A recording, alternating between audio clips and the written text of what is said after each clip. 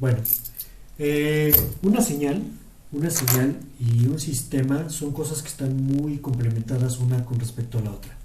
Una señal es toda aquella cantidad física, una señal continua es toda aquella cantidad física que cambia en función del tiempo. Y aquí el tiempo es una cuestión muy importante para todo el curso que vamos a ver y para toda la definición de señales y sistemas.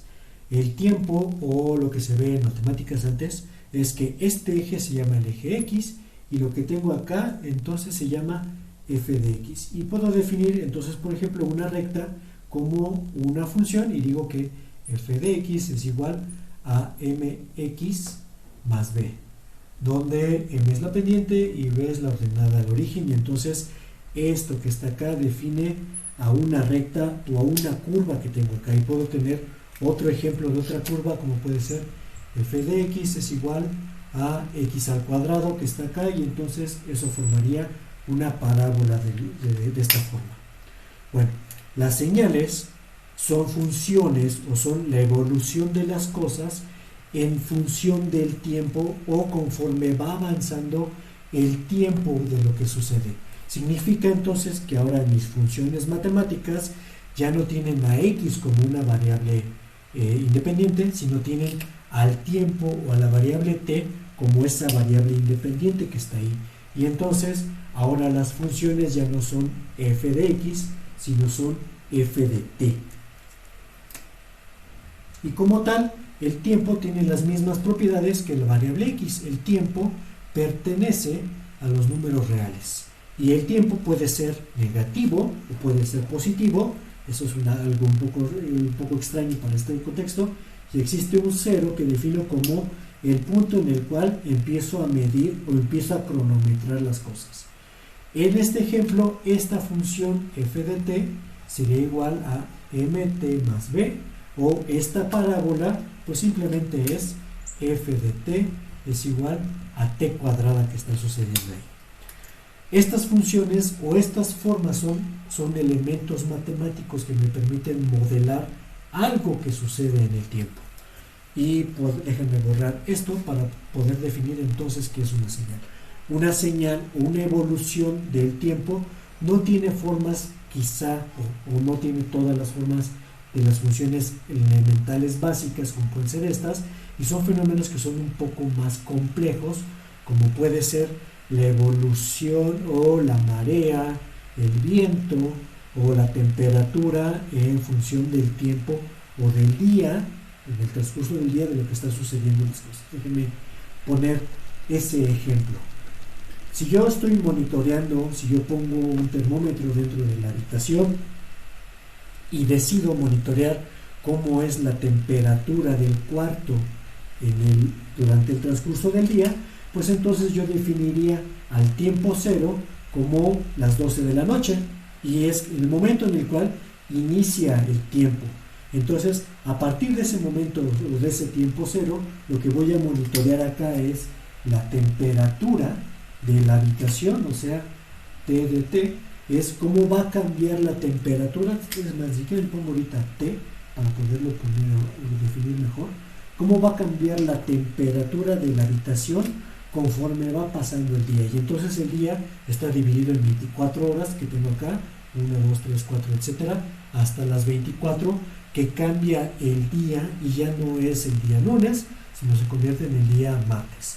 Y entonces, si yo empiezo a medir la temperatura por acá, la temperatura, sobre todo ahorita que estamos en invierno, va a ser una temperatura baja, y conforme va avanzando el día, la temperatura va a empezar a subir hasta llegar a un máximo que será por ahí de las 13 o las 14 horas del día, que sucederá su punto máximo, y después va a empezar otra vez a descender gradualmente, y esta temperatura quizá no sea así, porque de hecho el momento más frío del día no son las 12 de la noche, sino son por ahí de las 6 de la mañana.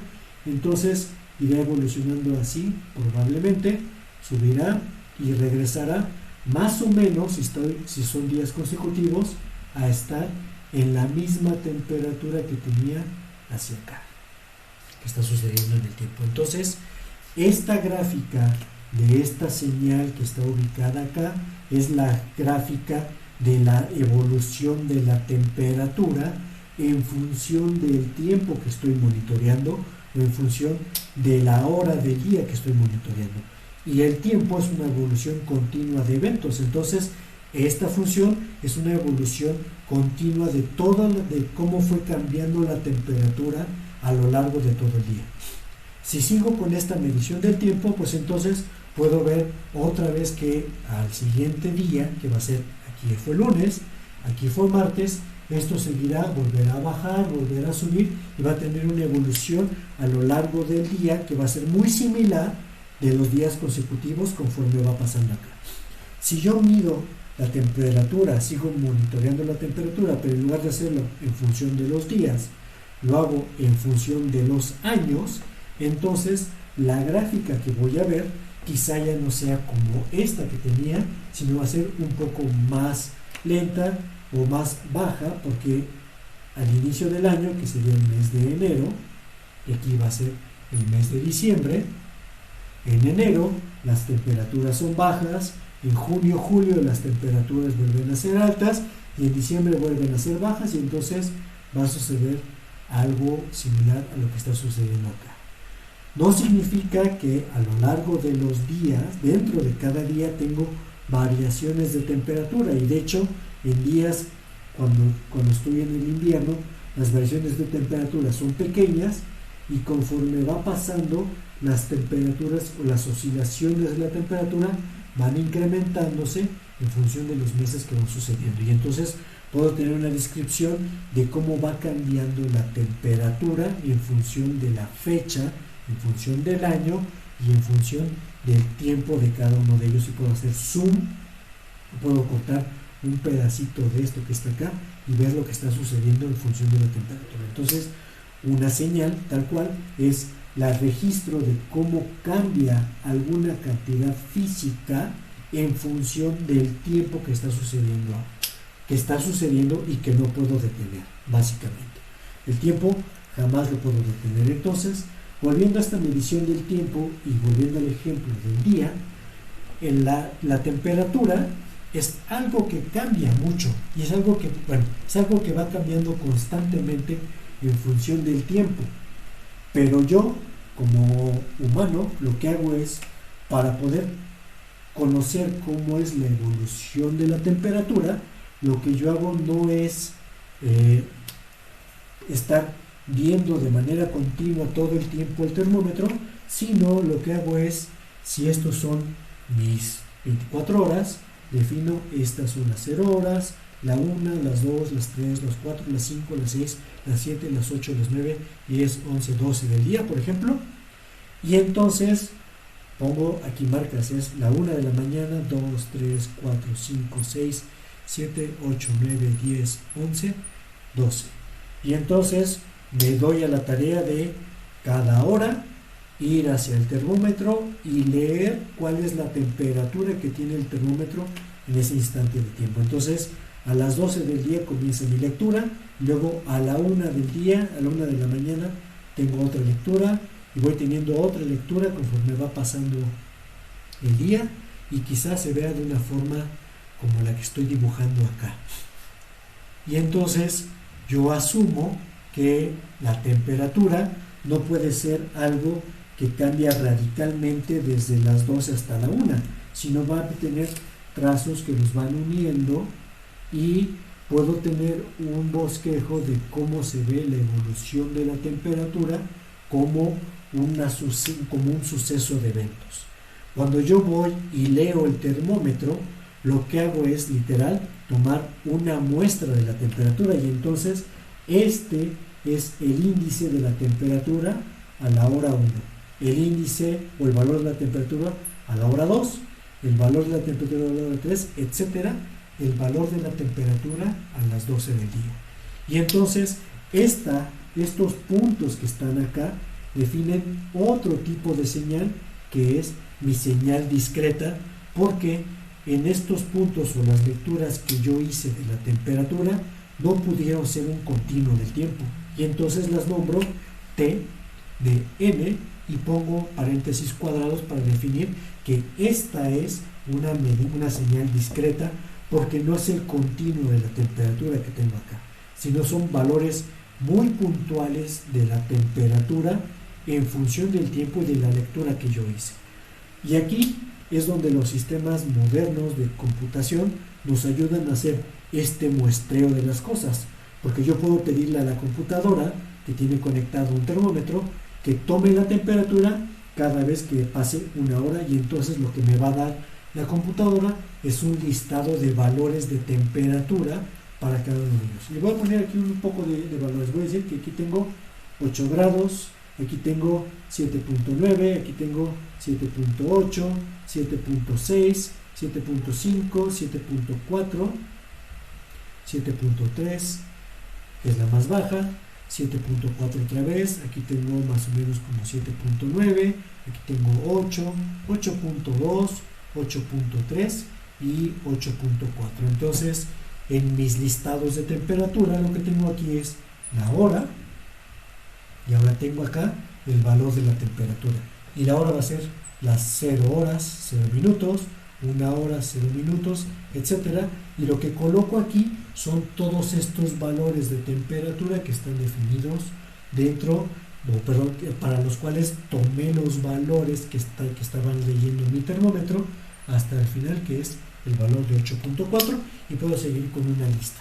De hecho, las señales continuas son señales que no puedo guardar en ningún lado, porque las señales continuas no puedo tomarlas y almacenarlas, pero las señales discretas, como es este listado de temperaturas, sí lo puedo almacenar, porque puedo tomar un cuaderno y escribir la temperatura que tenía, la hora en la cual estaba tomando la temperatura y el valor de temperatura que tenía ahí.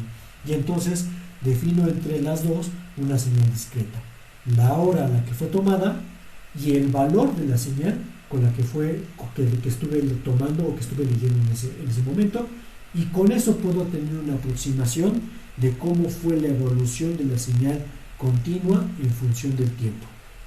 Entonces, esa es una señal. Una señal es básicamente el saber cómo va evolucionando algo, lo que sea, en función del tiempo, o cómo va sucediendo en el transcurso del tiempo esa evolución de cosas.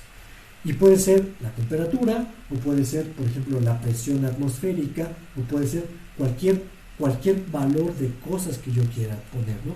Puede ser incluso cosas que no son físicas, sino que son concepciones humanas, como puede ser la paridad peso-dólar, donde yo defino cuántos pesos cuántos pesos vale un dólar en función del tiempo.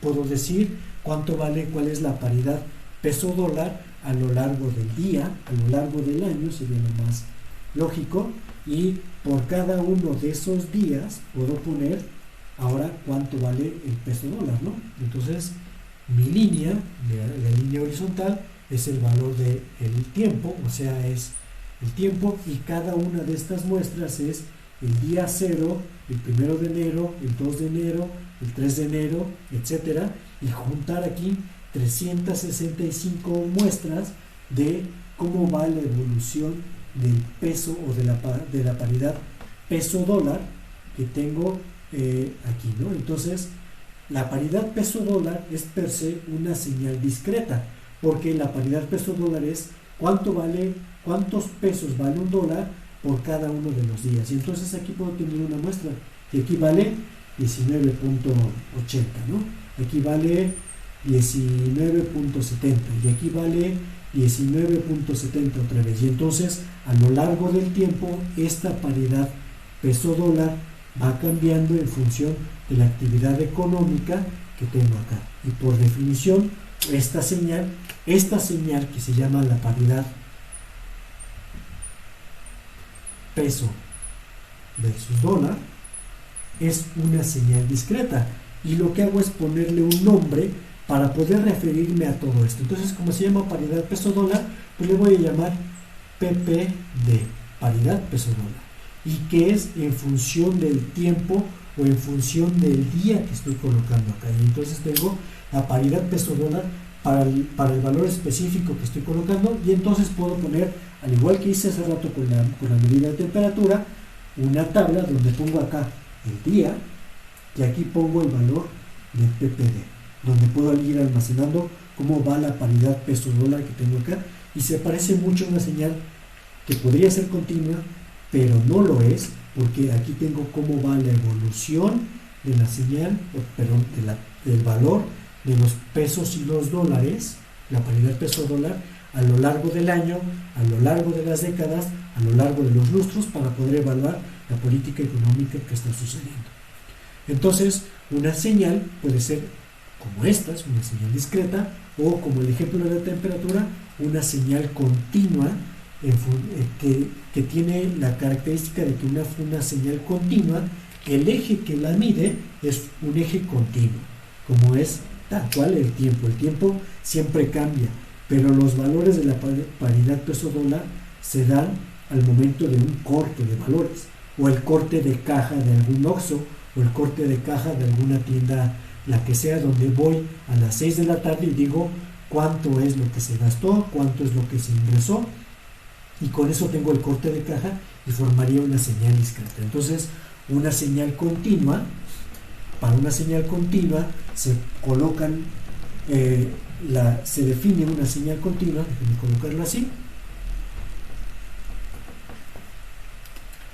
una señal continua que le voy a llamar x de t, la represento así con paréntesis circulares, y donde digo que el tiempo, o sea la variable que está aquí adentro, pertenece a los números reales, es decir, existe un infinito entre cualesquiera dos valores, entre 1 segundo y 2 segundos existe un infinito de valores, los microsegundos, los nanosegundos, los femtosegundos, y puedo hacer particiones cada vez más pequeñas, más pequeñas, más pequeñas, y esto es una señal de tipo continuo.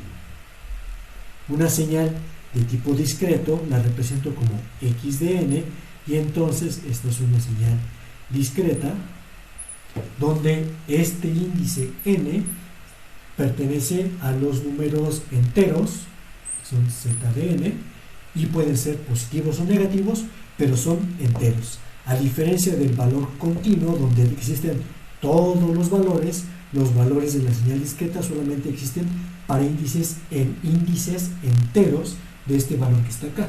Y tiene referencia con esto que coloco de este lado como una tabla, porque en una tabla, voy a ponerlo más grande, en una tabla, la señal es discreta, la puedo representar en una tabla.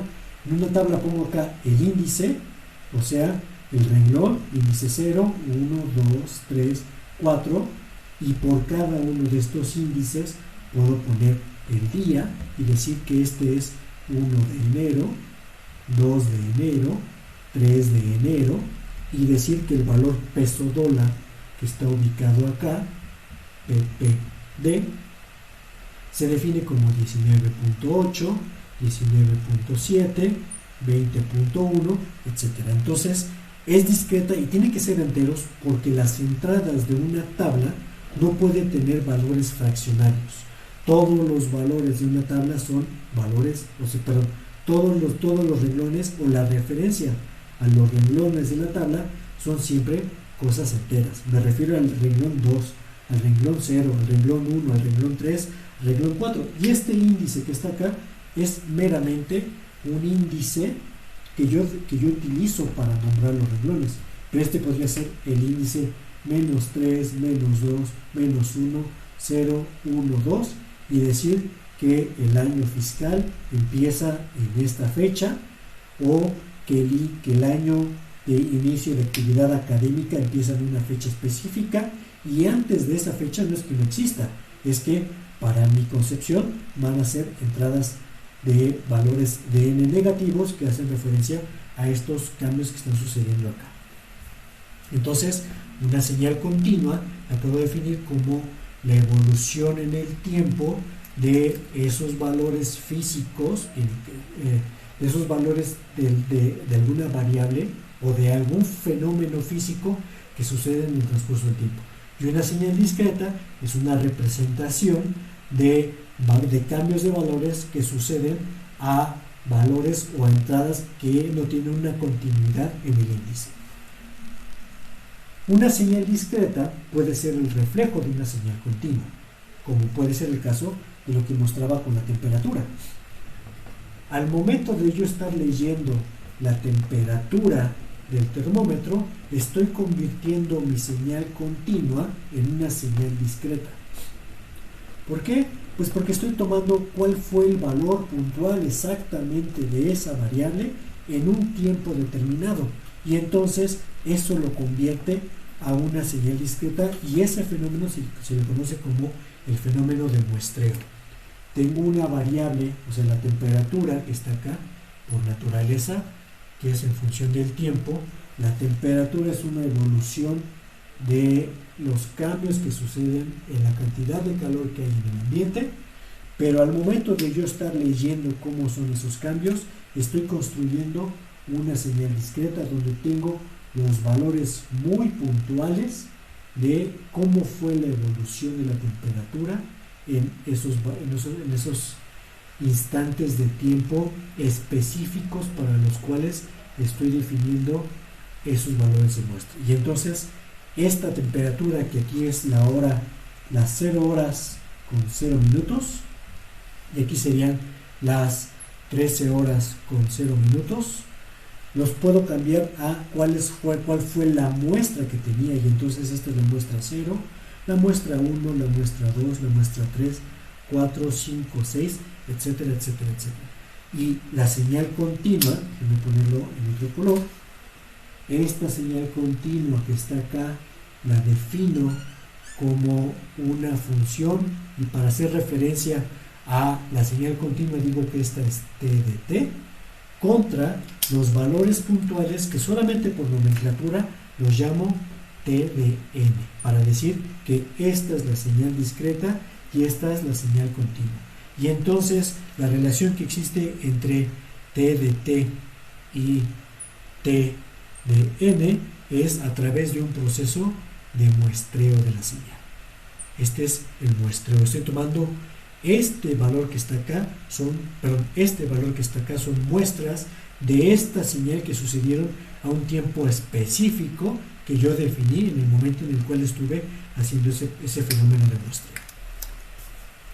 Y entonces esa es la definición, eso es la definición de una señal como tal, o de las dos señales, tanto señales discretas como son estas, o sea, valores puntuales de las muestras, como señales continuas, que son la evolución de todos los fenómenos que están sucediendo acá.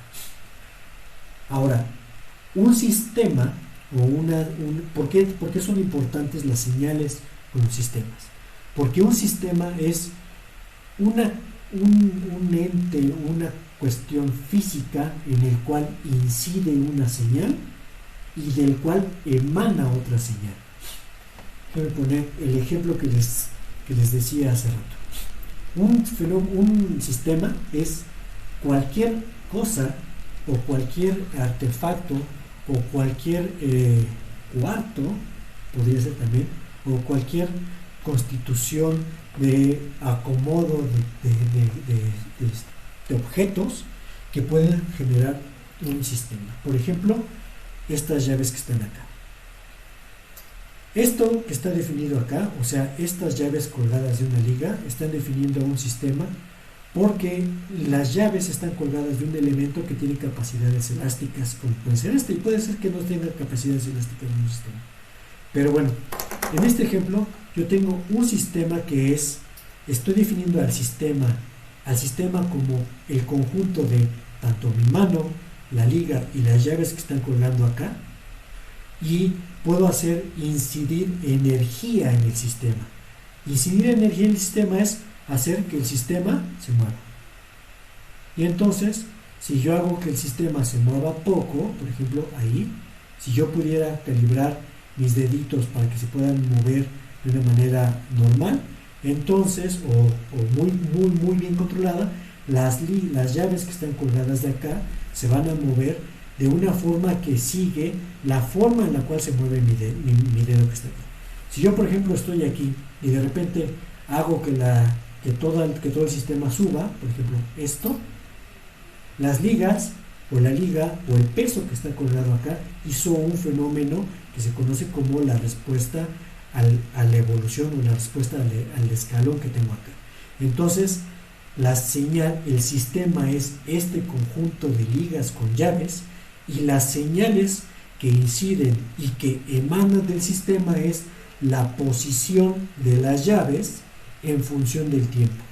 Es decir, si yo defino que este punto es el punto cero, o sea, donde estoy colocado acá, esta es la evolución, entonces las llaves pueden ir, este es en mi cero ahorita, y definir que aquí tengo una regla y digo que hacia acá son valores positivos de cambio de la posición de las llaves, y hacia acá valores negativos de la evolución de las llaves. Entonces, esta parte que está acá, la posición de las ligas o de las llaves, es la salida de mi sistema, y la entrada del sistema es la forma en la cual mis dedos se van moviendo para hacer que las llaves cambien de posición. Si mis dedos no se mueven, o sea, si yo no muevo las ligas, o si yo no muevo esto, entonces las llaves van a estar quietas, y todo el tiempo, aquí tengo el tiempo, la posición de las llaves va a ser exactamente la misma, que es el 0.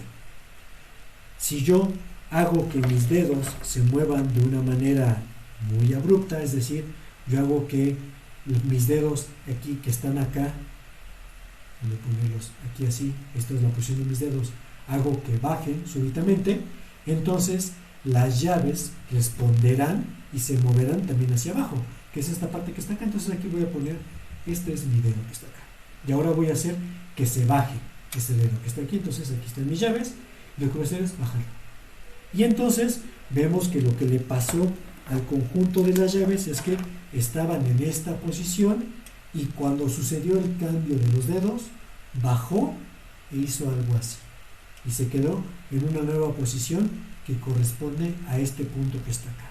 Entonces tengo la relación de dos cosas. Esta señal que está acá, que es la posición de mis dedos, define a la entrada, y esto que está acá define a la salida del sistema. Entonces, otra vez, mis dedos están ubicados en esta posición, y ahora lo que hago es regresarlos a la posición inicial, que es la que tenía ahí arriba, ¿no? Entonces, regreso. Y lo que le pasó a las llaves fue exactamente eso, regresó, subió y volvió a hacer esta parte que está ubicada acá. Lo que tengo dibujado en estas regiones, que son estos dos puntos, es cómo fue cambiando la evolución de la posición de mis dedos y cómo fue cambiando la posición de la ubicación de las llaves. Entonces me conviene ponerles nombres a las cosas y decir que esta es la posición de los dedos en función del tiempo, y esta es la posición de las llaves en función del tiempo. Entonces puedo ponerle nombres que sean complicados, puedo ponerle el nombre que quiera. Digo dedos en función del tiempo, y tengo aquí llaves en función del tiempo, ¿no? Para llamarla de alguna manera. Y entonces la concepción que nosotros como humanos vemos de un sistema es una caja negra, porque no sé qué es lo que tiene adentro, una caja negra donde lo que tengo acá de un lado de la caja son la entrada, que serían los dedos en función del tiempo, y lo que tengo aquí a la salida es las llaves en función del tiempo. Y esta es la definición de mi sistema. Entonces, este sistema que está acá lo que hace es modificar de alguna manera cómo cambia la evolución de los dedos, cómo construye o cuál es la nueva posición de las llaves en función de la posición de los dedos que tengo acá. Y entonces, volviendo al ejemplo que tengo, que había puesto ahorita, puedo ver cómo va cambiando la posición de los dedos y cómo va cambiando también la posición de las llaves en función del tiempo. Y decía que al inicio que es importante para estos conceptos cuáles son la parte periódica, porque si yo empiezo a mover los dedos de una manera, fíjense, estoy moviendo muy poquito los dedos y las llaves se están moviendo mucho más que los dedos. Los dedos están casi sin moverse, pero conforme yo hago que los dedos cambien más, entonces las llaves empiezan a moverse mucho más. Y si yo hago todavía que cambien mucho más los dedos se están moviendo mucho más rápido y las llaves ya no se están moviendo tanto. Entonces, el sistema, que es el definido por todo el conjunto físico que define a mi masa y mi resorte junto con mi gravedad, permite que la salida de las llaves cambia en función del tiempo siguiendo unas ciertas reglas que están definidas por el propio sistema que está colocado acá. Si yo muevo lentamente esto, entonces al parecer las llaves responden más que si yo muevo rápidamente esto. Vean, muevo muy rápido esto y las llaves permanecen casi sin moverse, pero con movimientos muy pequeños de las llaves, perdón, de los dedos, y más que el tamaño del movimiento, lo que yo necesito es el ritmo del movimiento, permito que haya una evolución más alta de cómo se están moviendo las llaves al final. Entonces yo podría decir que mis dedos se mueven poco pero lento, y entonces las llaves que están ubicadas acá se mueven más, oscilan más que lo que se está moviendo acá, y entonces tengo una relación de las entradas con las salidas de las cosas. Esta parte de acá es la entrada de mi sistema, que es lo que está haciendo que se perturbe el sistema, y esta es la salida del sistema, que es cómo está respondiendo esa cosa a la cual me estoy fijando en ese momento. Entonces, como siempre las cosas están cambiando, y para poder definir a una entrada genérica y una salida genérica, pues entonces usualmente los sistemas los llamamos como a todas las entradas les ponemos el valor o el nombre de x de t, y a todas las salidas les llamamos usualmente y de t. Entonces tengo un sistema que está definido acá de una sola entrada y una sola salida, donde yo hago incidir la entrada para generar esta salida que está acá. Es el mismo concepto que yo tengo ahora, pero para los sistemas discretos, donde tengo una salida que se llama y de n y una entrada que se llama x de n.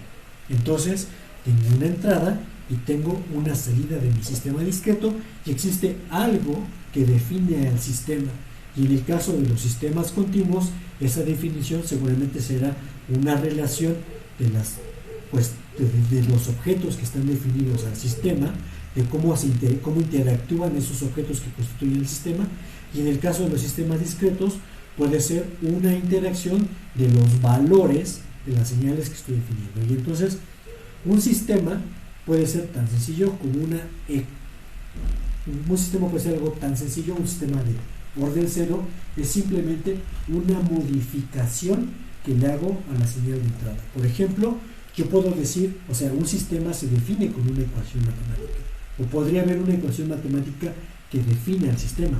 Yo puedo decir que y es igual a x más 5, por decir algo. Esta ecuación, donde yo tengo ahora dos variables, la variable y es la salida, la variable x, que es la entrada, define a un sistema, y puede ser un sistema discreto. Si x se modifica, entonces la salida se modifica. Y ahora puedo poner un listado de valores de x posibles que puedo tener ahí. Entonces defino a x, por ejemplo, como una lista de valores, y digo que los valores de x son 3, 2, 1, menos 5, menos 8, 10, y la salida del sistema ante estas muestras que tengo acá va a ser 8, 7, 6, 0, menos 3, y este dije que es 10, este va a ser 15. Y entonces acá defino el valor de n y digo que este es 0, 1, 2, 3, 4 y 5. Y entonces puedo decir que y de n, o sea, la muestra, este es y, que está acá, la enésima muestra de mi salida va a ser igual a sumarle a la enésima muestra de x el valor de 5. Y estoy definiendo con eso un sistema, tal cual. Esta es la salida del sistema. Este es un sistema discreto y es un sistema computacional. Simplemente tengo que sumarle 5 a la entrada, y entonces puedo graficarlo en función del tiempo y decir que mi entrada, esto es n, esto es x, lo voy a poner en color rosita. Entonces para la muestra 0 fue 3, para la muestra 1 fue 2, para la muestra 2 fue 1, Para la muestra 3 fue menos 5. Para la muestra 4 fue menos 8. Y para la muestra 10 fue 10. Pero para la muestra 5 fue 10. Y entonces tengo esta serie de puntos que están definidos acá como mi entrada x de n. Y tengo otra serie de puntos que son el resultado de esta evaluación que está colocada acá como mi salida y de n, que es sumarle 5 a todo esto. Entonces, si le sumo 5 a todo esto, es como si tomara esta parte de acá y a todos le sumo 5 valores. Entonces va aquí, va acá, va acá, va acá, va acá y va más para arriba. Y entonces tengo mi salida y de n, que está definida ahí como mi sistema, como la evolución de mi sistema, y puedo graficarlos en una misma gráfica los dos como la evolución de las cosas que están sucediendo en función del tiempo. Y entonces con eso tengo una definición de los sistemas que están acá. Un sistema continuo también lo podría definir así de simple y decir que algún sistema así podría ser simplemente un amplificador de audio, o sea, el micrófono que tengo aquí.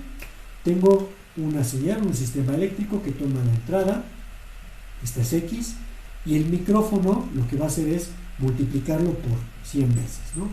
Y tengo aquí Y. Y entonces la señal Y es igual a 100 veces X. Es un amplificador, o sea, lo que está entrando como volumen de voz lo está multiplicando por 100 para llevarlo a una salida. Y entonces también puedo graficar en función del tiempo cómo son las entradas y las salidas de ese sistema, que es un sistema mucho más sencillo que lo que estaba definiendo con la masa resorte que tenía hace rato. Tengo mi entrada,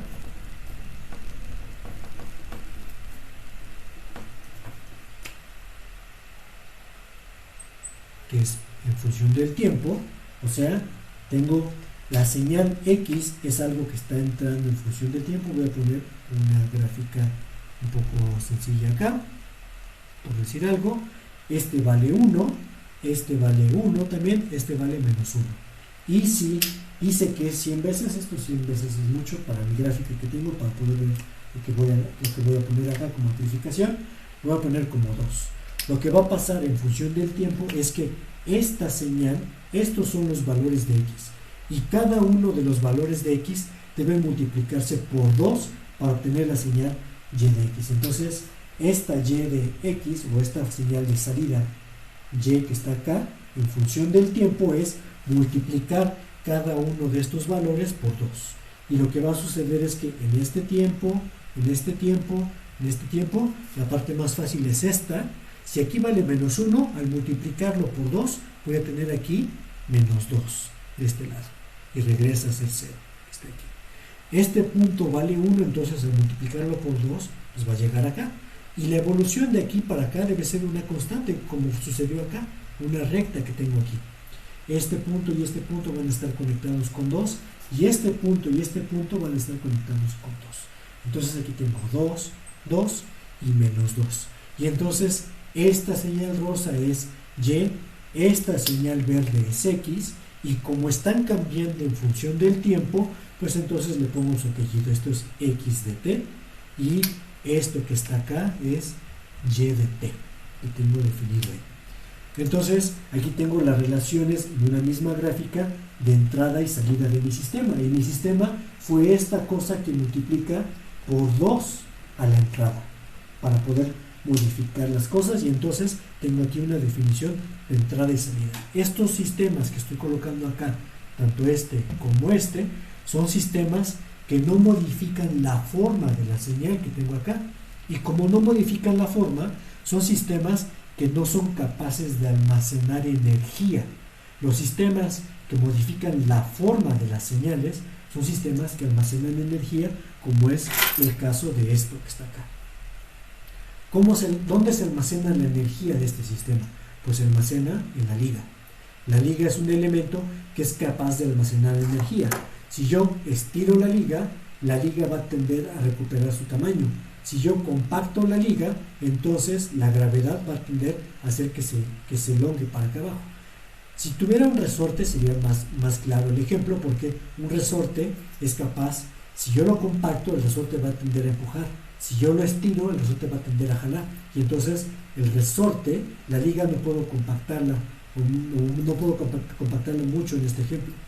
Pero un resorte, que es básicamente eso, un resorte es capaz de hacer esa parte de empujar, o sea, de almacenar energía. Si yo lo compacto, el resorte va a tender a empujar. Si yo lo estiro, el resorte va a tender a jalar las cosas. Es un elemento que almacena energía. Entonces, graficando esas dos entradas y salidas que tengo de mi sistema continuo, voy a ponerlo acá otra vez, voy a ponerle colores a los dibujos.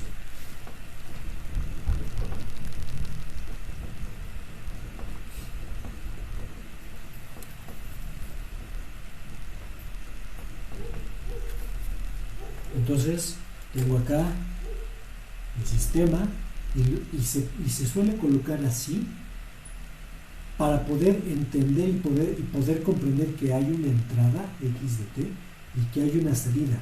Pero no necesariamente, como es el caso de este ejemplo, los sistemas tienen algo que incide en él y algo que sale de él como tal.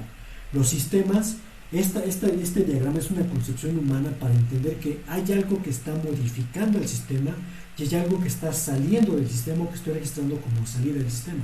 Y por eso lo coloco así.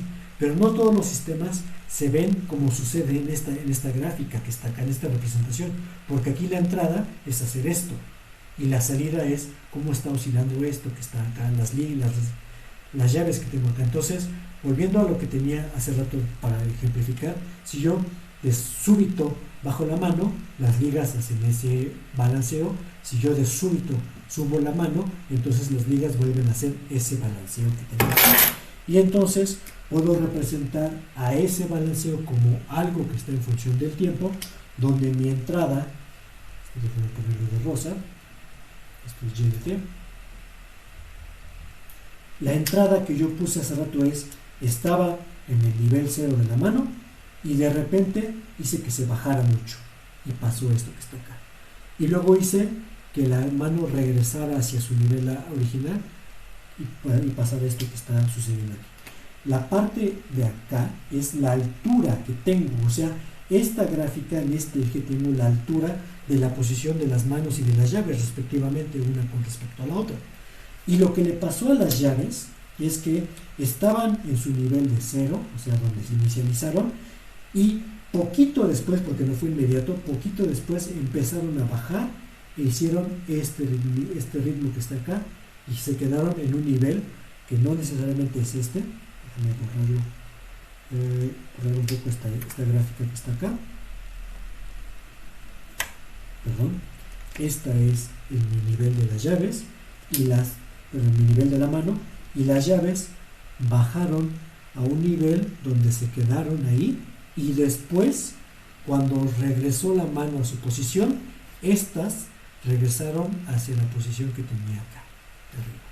Entonces, esta es la evolución de la posición de Y y de la entrada X que tengo acá, y por lo tanto puedo ver la relación de entrada y salida de mi sistema. La entrada tuvo esta forma que tenía como una forma cuadrada, y la salida tuvo esta forma oscilatoria que tenía acá. Se puede ver que cambió la forma de la señal, esta X de T, porque está en función del tiempo, de cómo evolucionó en el tiempo, es eso que está acá, y esta Y de T que está acá es el resultado de esa respuesta ante las llaves.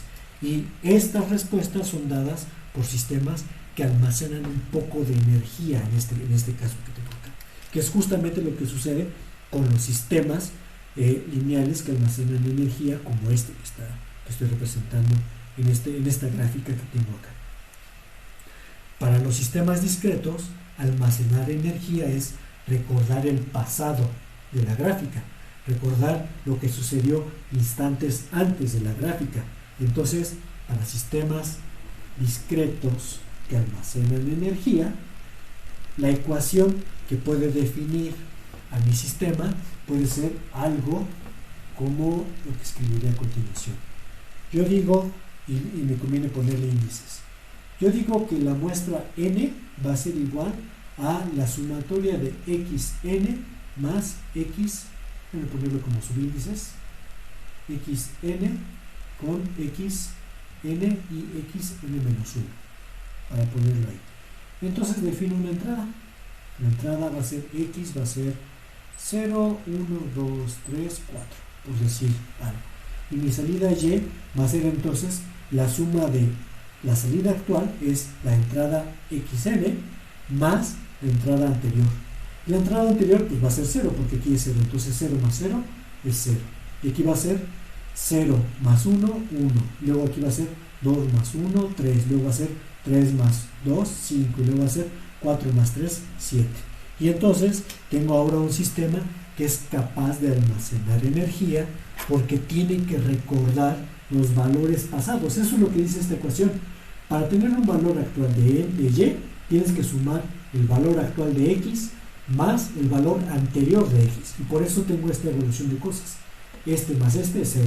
Este más este es 1. Este más este es... Perdón, este más este es 1. Este más este es 3. Este más este es 5.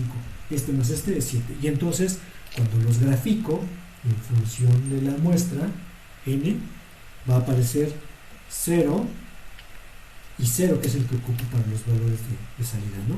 Luego va a ser 1 y 1, o sea, 1 acá y 1 acá, y entonces, y a partir de este momento se van a empezar a despegar, porque el valor de la entrada es 2, pero el valor de la salida es 3, entonces está acá.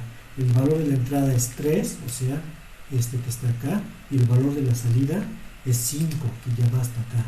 Y luego el valor de la entrada es 4, este sigue una tendencia creciente, y el valor de la salida sigue siendo creciente, pero ya la evolución no es de una recta como podría ser acá, sino empieza a ser una cosa más curveada como sucede acá.